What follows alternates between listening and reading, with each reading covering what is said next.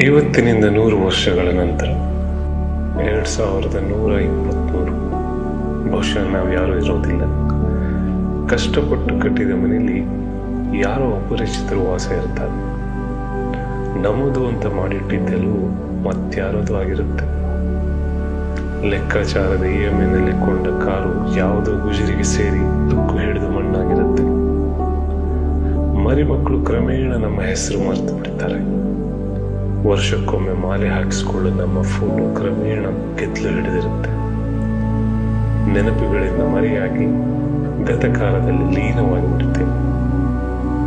ಒಂದು ಕ್ಷಣ life pass ಮಾಡಿ ನೋಡಿದಾಗ ಅನಗತ್ಯ ವಿಷಯಗಳಿಗೆ ತೀರಾ ತಲೆ ಕೆಡಿಸ್ಕೊಂಡು ಬದುಕ್ತಾ ಇದ್ದೇವೆ ಅನಿಸ್ಬಿಡುತ್ತೆ. ಅದು ನಿಜ ಕೂಡ.